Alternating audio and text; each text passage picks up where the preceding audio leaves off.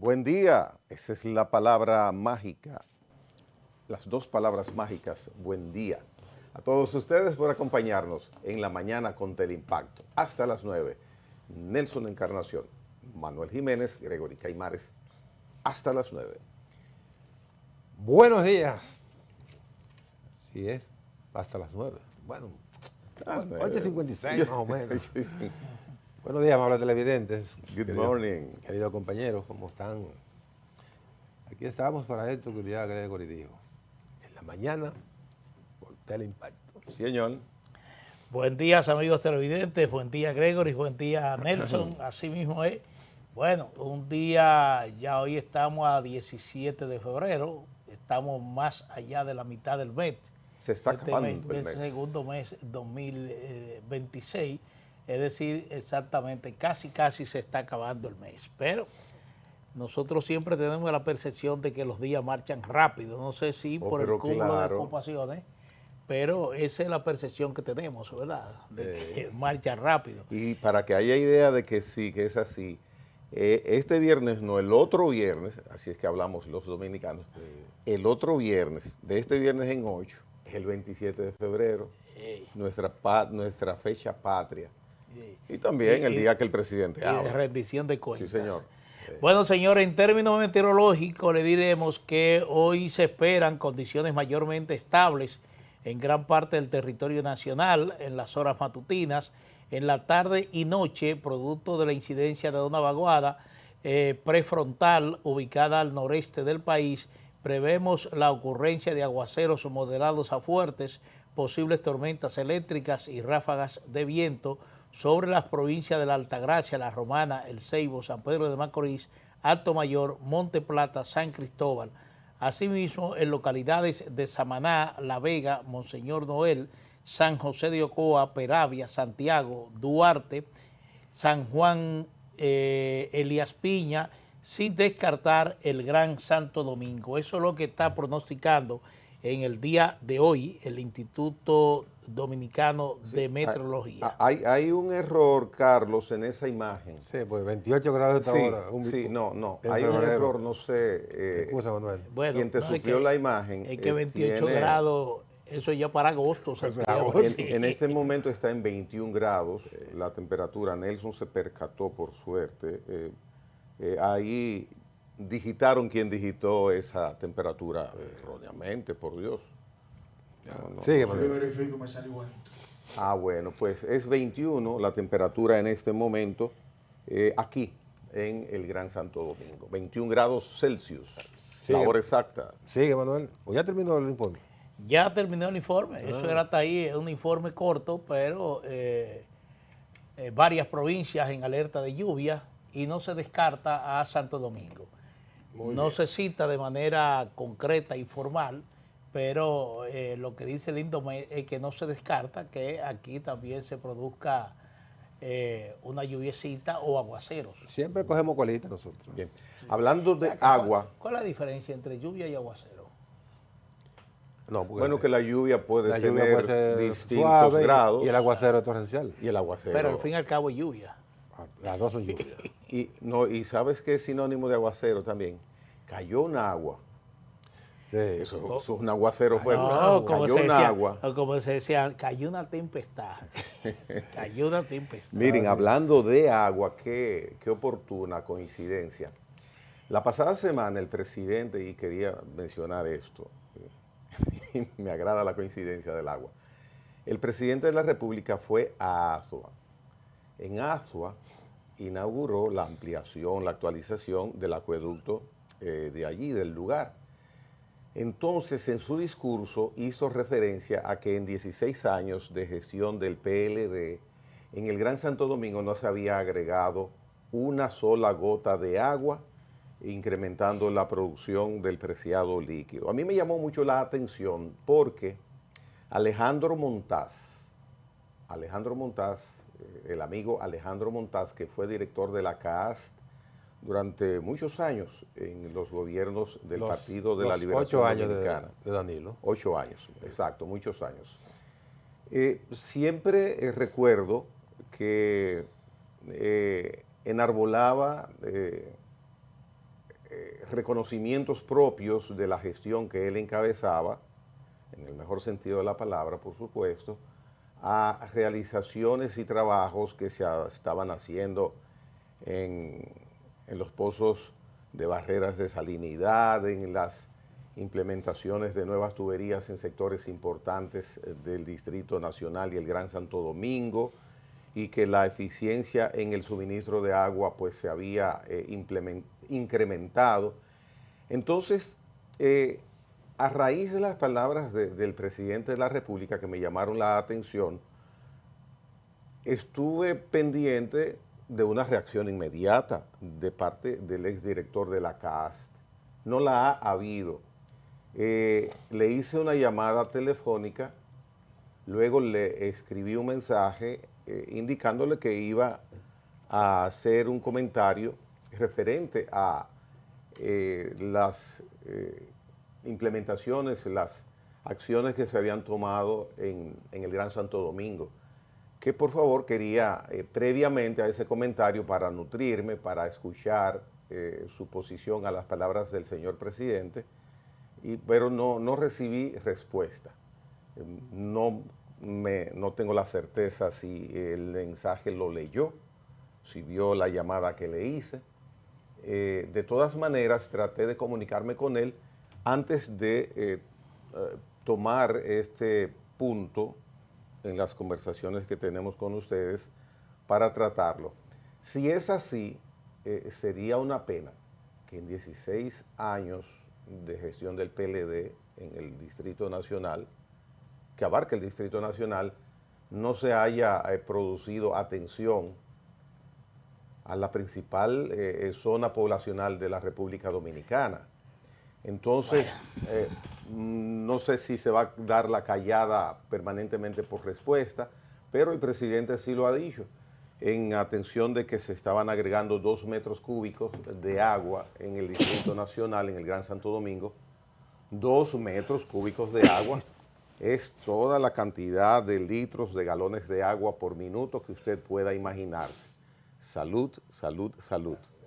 Entonces, qué bueno, porque la población del Gran Santo Domingo crece, ustedes lo conocen de una manera vertiginosa, pero me llamó la atención la observación, la crítica que hizo el presidente de la República, que en las gestiones del PLD en el Distrito Nacional, en el Gran Santo Domingo, no se trabajó para agregar una gota de agua al acueducto. Mira, el desempeño de una institución del Estado y más de una institución de servicio, como es el caso de la Corporación del Acueducto y Alcantarillado de Santo Domingo, tiene que estar documentado.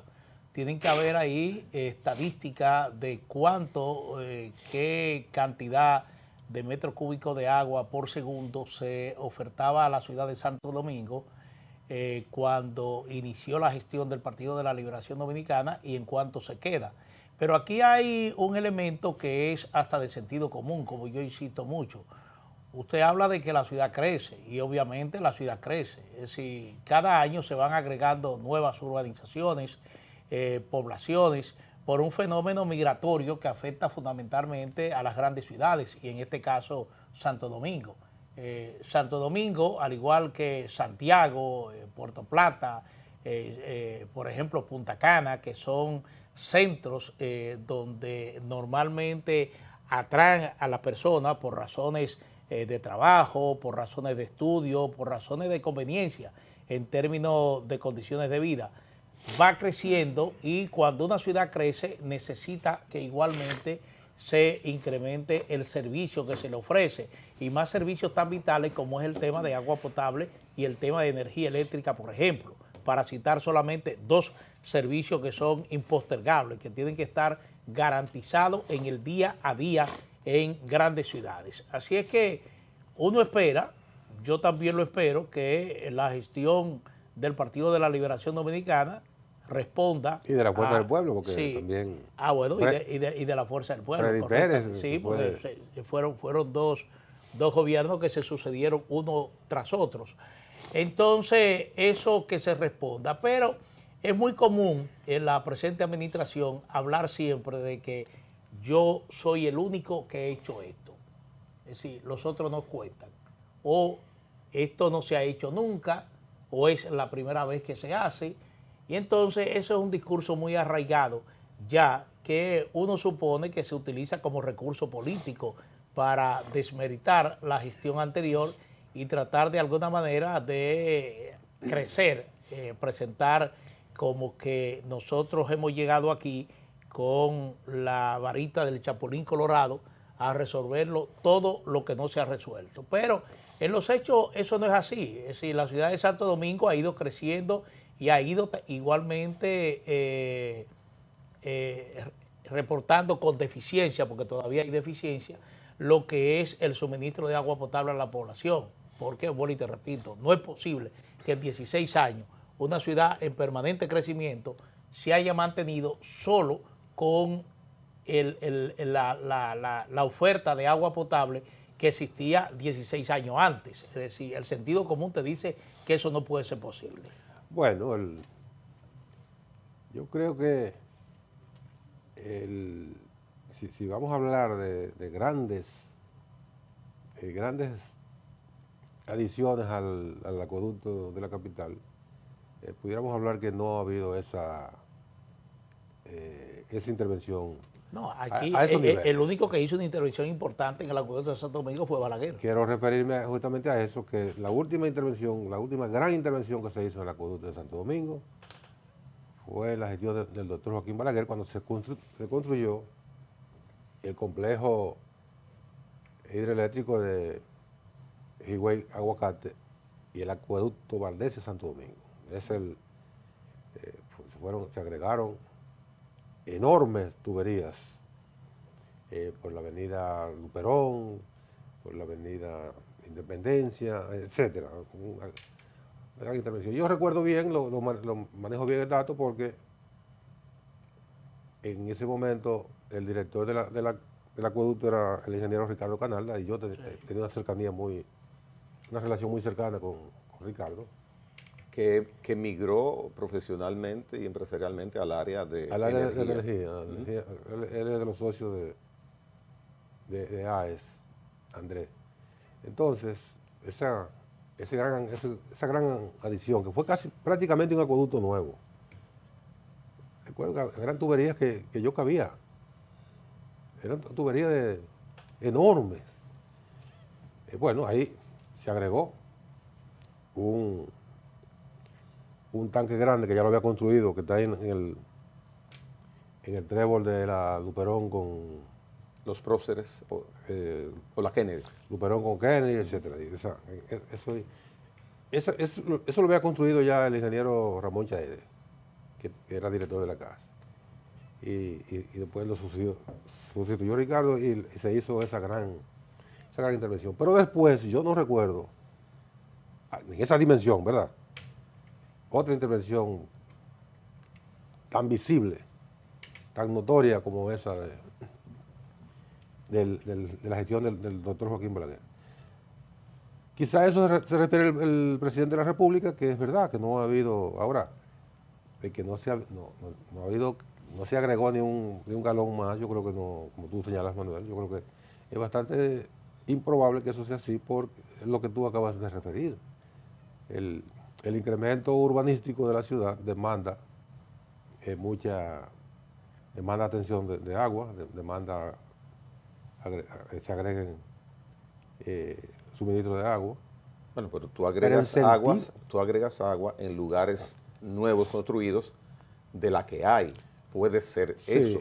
Puede ser que sea nueva, pero también puedes de la que tienes redistribuirla y llevar al lugar. Que es distinto, darse el servicio, pero es distinto. Naturalmente, con todo lo que se ha hecho en la capital, lo que se había hecho desde Obando hasta el doctor Joaquín Balaguer, aún así, la ciudad capital es una ciudad sin agua.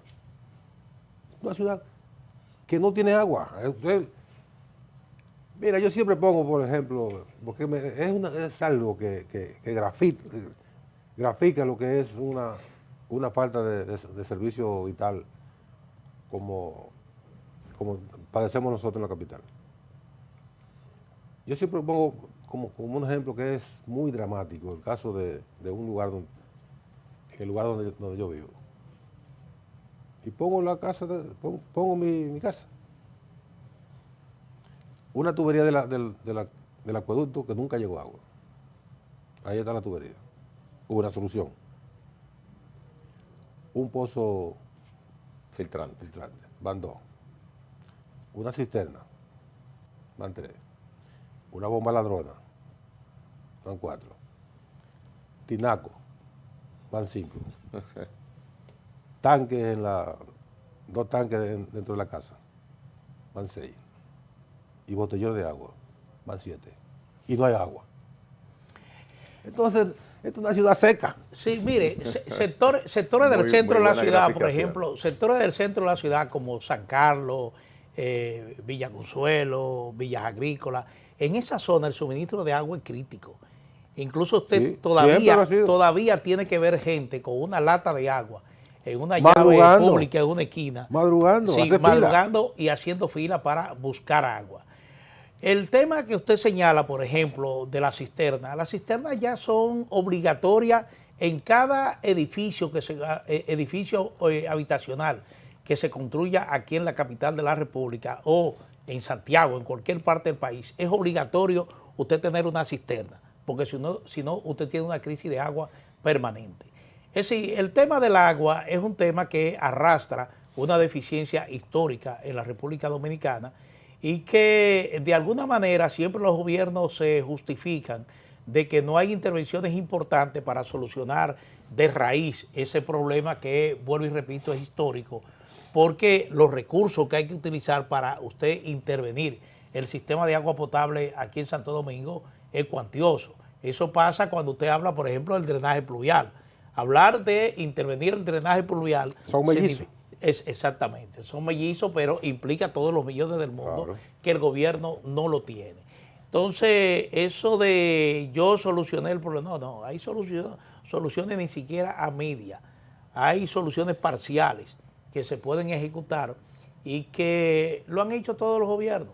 Todos los gobiernos han hecho precisamente eso, tratar de manejar lo escaso, la escasa agua que pueda captar en los sistemas que hay de ríos cercanos para satisfacer parte de la demanda, es decir, porque no se satisface toda.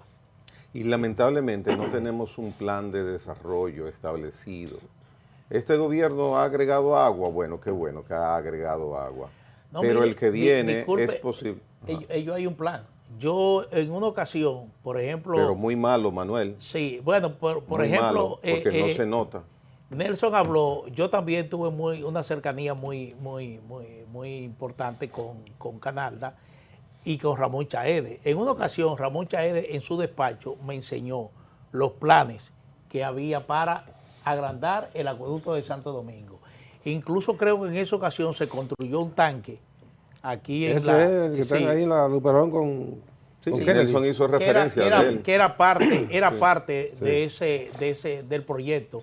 Y aquí todo está gratificado, todo está expuesto ahí. Si usted habla, por ejemplo, aquí del drenaje pluvial, aquí hay el plano para tú corregir, Manuel, la falla del drenaje pluvial. Está planteado. El problema es la ejecución, los cuartos para hacer. Exactamente. La ejecución, no tenemos drenaje tampoco, y eso es una ignominia, eso es absolutamente horroroso, eso es un crimen ambiental, eso es un irrespeto al ciudadano. Claro, hay unos irrespetuosos que hay que respetarlos e inclinarse ante ellos, que son los invasores de terrenos en las afueras de la ciudad, los padres de familia, que porque tienen el título de pobres, y eso se oye feo decirlo, tú no puedes decir eso, Gregory Caimares, no, es que se visten de que no tienen recursos, invaden, pero eso no es correcto. Eso no es correcto, es como Marcos Rubio, guardando la distancia larga y alta, dice, la visa no es un derecho, la visa norteamericana, es un privilegio. No, ninguna, ni la de aquí tampoco. Entonces hay personas que creen que la visa es obligatorio y piensan que la asistencia cuando están en Estados Unidos y han hasta llegado ilegal es obligatorio. Con el tema de mi situación que yo no tengo, yo jodo a mucha gente. Y lo que pasa es que tú no puedes decir eso porque tú eres un bárbaro, tú eres un malvado. Un desalmado. Un desalmado, ajá. Un desalmado que trabaja desde que tiene cédula y quizás antes de tener cédula, y así habemos millones, perdón, y así somos millones. Lo que pasa es que el populismo de hablar es muy cómodo, aún uno no sea político, es muy cómodo. Es muy cómodo. No, y más Entonces, grave, pero somos dos partes. más grave, Hay derechos y deberes. sí, más grave es aún cuando ese populismo escala ya las altas escalas del poder. Sí, sí. Ya eso ahí es más grave. Esa es la verdad. Señores, falleció Jesse Jackson a Ay, la qué edad pena. de los 84 años, lo informó su familia en Chicago. Él había sido recluido en un centro asistencial hace ya, bueno, yo vi la información hace un par de semanas o varias semanas, pero en el día de hoy están anunciando ya que falleció Jesse Jackson. Fue en 2 ocasiones candidato presidencial en los Estados Unidos, un hombre de la cercanía de Martin Luther King. Incluso hay el testimonio de que él estuvo cerca cuando a Martin Luther King le dan muerte, y él estuvo incluso abrazando a Martin Luther King ya agonizando, pero fallece en el día de hoy. Un ícono de los derechos civiles en los Estados Unidos. Sí, antes de que Barack Obama llegara a la presidencia de los Estados Unidos, fue el afroamericano más, Sí. de más prestigio en la política en el Partido Demócrata. Como tú señalas, fue candidato presidencial en 2 oportunidades, o precandidato del Partido Demócrata. No llegó a ser candidato presidencial, pero su figura, reverendo Jesse Jackson. Escúchame, yo no terminé de leer el despacho completo de la agencia F, pero en la entrada de la comunicación se habla 2 veces candidato presidencial de los Estados Unidos. Yo no recuerdo si fue candidato independiente, si... Él fue precandidato del Partido Demócrata. Sí, no, yo sé que él era demócrata, pero te estoy diciendo creo que esta agencia está citando que sí, fue candidato presidencial, creo que fue candidato, no precandidato. No, creo que fue candidato presidencial. No pienso que fuera candidato, no. Sí, creo que fue candidato presidencial vamos. por un Vamos a buscarlo aquí, un porque... grupo independiente. No, o sea, me refiero al Partido Demócrata. No, demócrata. No, yo digo, él era demócrata, Él pero... fue precandidato demócrata. Sí, El pastor pero, Jesse Jackson, pero lo que estoy hablando Reverendo. es que él... Reverendo. reverendo. No, Diferencias. no pastor. Sí, no, él era bautista, ¿verdad? Reverendo. Oh. Con De- tuvo un momento de mucha influencia política. Siempre ha tenido, bueno, ya falleció, pero siempre ha tenido influencia política, aunque hubo un momento en que era muy importante Sí. la influencia que Dice- tenía. Como a toda esa gran figura, le sacaron una vaina de falda. Una cortina. Sí. Dice este despacho de la agencia F, dice reverendo Jesse Jackson, histórico activista por los derechos civiles, ministro bautista y 2 veces candidato a la presidencia de los Estados Unidos. Déjame ver si cita sigue realmente. Sigue buscando. Sí, yo recuerdo que él aspiró a la presidencia por el Partido Demócrata. Sencillamente me llama la atención porque en la entrada de esta información se hace una afirmación tajante, porque si fue aspirante dentro de la primaria del Partido Demócrata, no fue candidato. No. Bueno, pasa el alma de Jesse Jackson. Nelson, ayer tú desplegaste un amplio momento de comentarios sobre los descendientes y luego nos unimos a ese comentario de los herederos del señor Luis Gadala María. Elías Gadala María.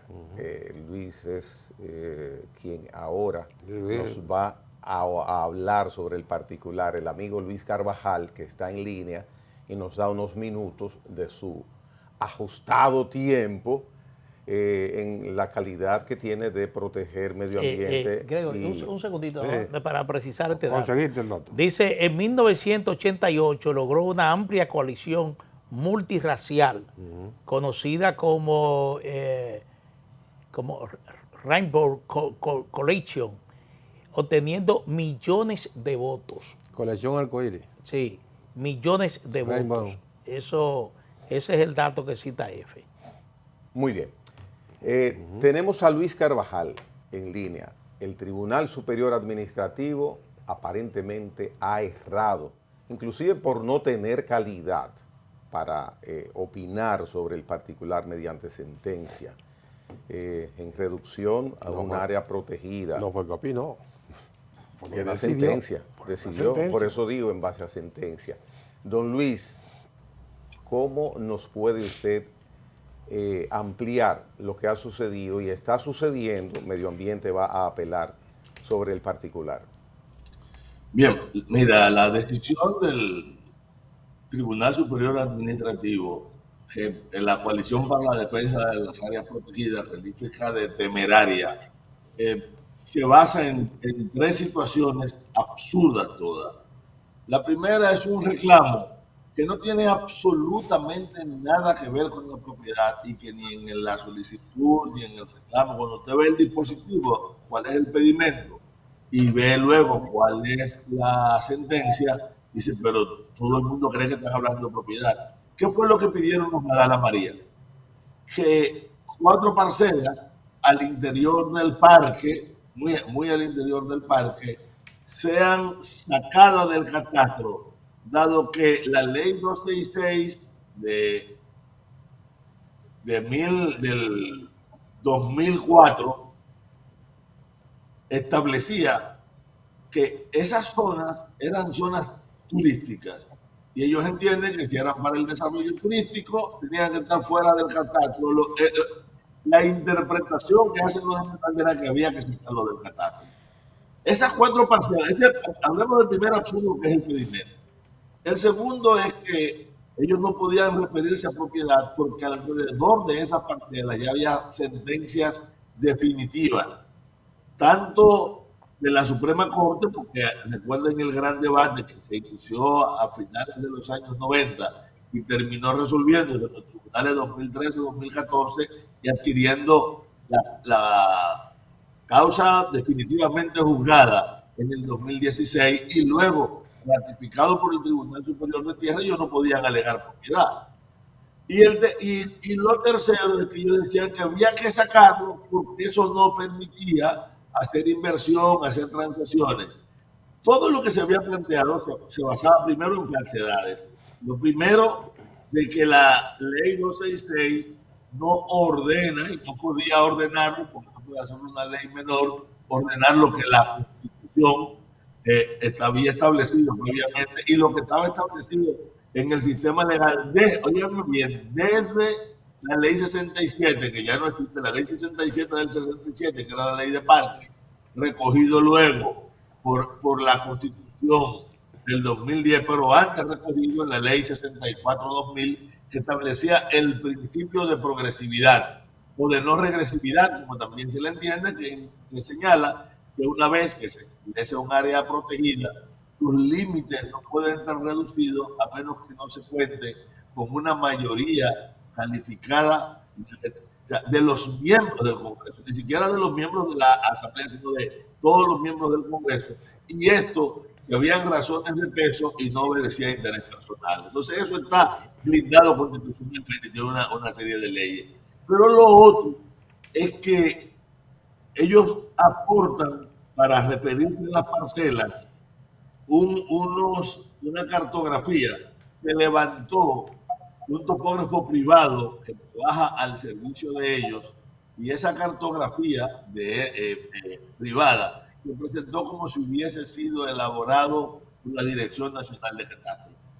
Pero para ir más lejos, cuando ellos toman dictaminan, le están ordenando al ministerio que saque del sistema de área protegida, es decir, que viole la Constitución, que viole la ley 6400, que viole la 202 y que viole por lo menos 11 convenios internacionales que tiene el Estado Dominicano. O sea, este tribunal se excedió y lo hizo además en unos plazos y con una prisa realmente sospechosa. Hubo un tribunal al que se elevó una instancia el 28 de octubre, la conoce por primera vez el 13 de noviembre, no se conoce, se pospone para recibir documentos del ministerio y una semana después, el 20 de noviembre, toma una decisión sin haber discutido los antecedentes, sin un análisis de fondo del marco legal, pero sin tampoco verificar la documentación base que se ha colocado. Por eso, nosotros como coalición anunciamos que íbamos a adherir a todas las iniciativas que tomase el Estado Dominicano a través del Ministerio de Medio Ambiente y Recursos Naturales contra esta sentencia, pero íbamos a ser proactivos también en el caso de la misma. Ya el Ministerio anunció primero un recurso de oposición al cumplimiento de la sentencia y luego un recurso contra la sentencia, además de haber llevado un documento al Tribunal Constitucional en el cual nosotros lo vamos a acompañar.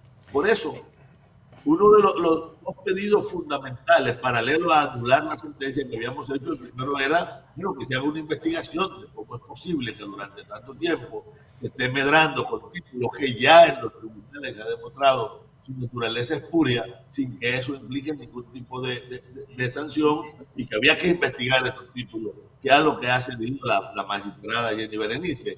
Pero también le hemos estado pidiendo a los organismos de control del Poder Judicial que hagan un estudio de estos tribunales, porque no es la primera sentencia, mucha gente cree que es la primera. No nos olvidemos que hace un año y algo estuvimos discutiendo la sentencia que le daba más de 700 kilómetros cuadrados al Andrés Castillo en Sierra de Bauruco, también producto de una sentencia del Tribunal Superior Administrativo que se cayó luego en las otras instancias. Pero habíamos tenido la misma discusión en el Parque Cotubanamao Nacional del Este, cuando también se quiso validar unas decisiones alrededor de reclamos de propiedad en esta área con el mismo criterio. Pero si sirve de algo, el país está lleno de reclamos de ese tipo, algunos de los cuales pudieran tener algún nivel de validez alrededor de que el Estado no haya reconocido un multiprecio, pero en la inmensa mayoría de los casos se trata de títulos espurios. Por ejemplo, la emisión del título que esta gente depositaron en este tribunal es del año 16. Óyeme, después del 83 no era posible. Pero si todavía hubiera habido algún resquicio, no lo podían hacer después de la Constitución del 2010. Por lo tanto, estamos hablando de que hay emisiones de títulos y Carvajal, de documentos que no tienen validez. Carvajal, buenos días. Manuel Jiménez. Hay dos cosas que me llaman la atención y quisiera que la precisara, no sé si entendí bien, porque habla que esta sentencia, uno de los elementos que se está basando es en una carpeta privada. No entendí mucho eso porque ahí está el registro catastral y ningún tribunal puede emitir un fallo basándose en un aporte, por ejemplo, cuando se tratan casos de esta naturaleza, en una carpeta privada. Y lo otro que me parece elemental, pero quisiera precisarlo, si el Ministerio de Medio Ambiente y Recursos Naturales se hizo representar a través de abogados en el curso de ese proceso. Bien, empecemos por lo primero. En los anexos del documento se depositó un documento catastral que se recibe como si hubiera sido del Sistema Nacional de Catastro y en realidad había sido un levantamiento de un topógrafo que trabaja para la compañía de inversiones del país y que también de lo que está reclamando terreno en el Parque Nacional Jaragua. Entonces, eso es uno de los elementos que va a anular esa sentencia y que la vicia. Y sí, el ministerio nos dijo que estuvo presente, incluso nos informaron que ellos habían hecho un depósito de documentos. Sin embargo, eso creo que tendrá que explicarlo el ministerio. Para nosotros, el fallo del ministerio estuvo en no informarle al país desde que fueron convocados en octubre a este juicio. O sea, la prensa no sabía que eso se estaba discutiendo y nosotros nos enteramos cuando los beneficiarios de la sentencia están oponiendo la sentencia al ministerio para que la cumpla, que cuando ellos reaccionan, inmediatamente el sector ambiental del país se articula, reacciona y bueno, el resto ustedes lo conocen. Pero hasta ahora nosotros hemos saludado la actitud que tiene en este momento el ministerio y lo estamos acompañando. Igual que hemos saludado como positivo el anuncio de la Procuraduría de hacer una investigación penal alrededor de todos los elementos inmobiliarios, muchos de los cuales son de naturaleza fraudulenta, en torno al Sistema Nacional de Áreas Protegidas. Luis, buen día. Nelson Encarnación. a uno como que le deja sospecha esto, primero la celeridad que tú estás señalando, cuando se sabe que en materia de inmobiliaria lo más lento que hay en la parte judicial es lo más lento que hay en esa materia. Y lo otro es, el Tribunal Superior Administrativo maneja cuestiones cuando hay afectaciones por decisiones administrativas. Pero esto de reclamo de tierra no tenía que ir al Tribunal de Tierra, a la jurisdicción inmobiliaria, a la jurisdicción original, etcétera.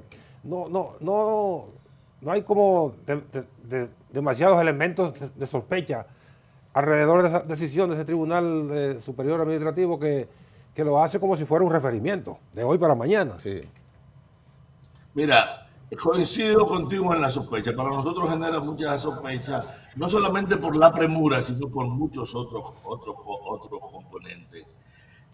Y sí, lo que decide el tribunal lo hace más allá de sus atribuciones. Primero, es un reclamo en incumplimiento administrativo, era lo que tenía de administración, pero como implicaba, no era modificar un mapa en el papel, era cambiar un ordenamiento que provenía de leyes orgánicas y que tienen un mecanismo para discutirse que estaba más allá de las atribuciones.